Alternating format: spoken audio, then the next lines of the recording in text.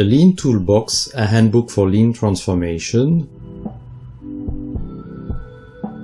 Je suis Christian Oman, bonjour et bienvenue dans ce nouvel épisode de Lu pour vous. The Lean Toolbox, a handbook for lean transformation de John Bichno et Matthias Solveig est la 5e édition de cet ouvrage paru en 2016.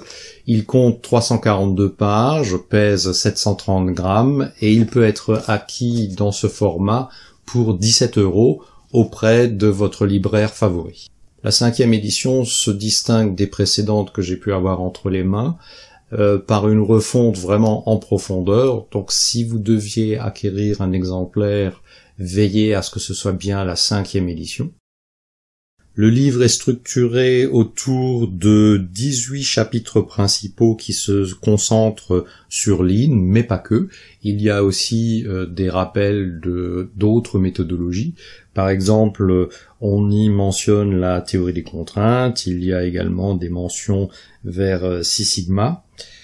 Les 18 chapitres sont complétés par un 19e qui propose encore des ressources complémentaires. Non seulement vous avez des liens qui vont vous pointer vers des ressources complémentaires pour chacun des chapitres, mais il y a le 19e chapitre qui recondense et qui repropose des lectures complémentaires. C'est un ouvrage intéressant qui est plutôt présenté sous une forme encyclopédique, c'est-à-dire que les différents articles sont des synthèses sur différents outils et méthodes du Lean.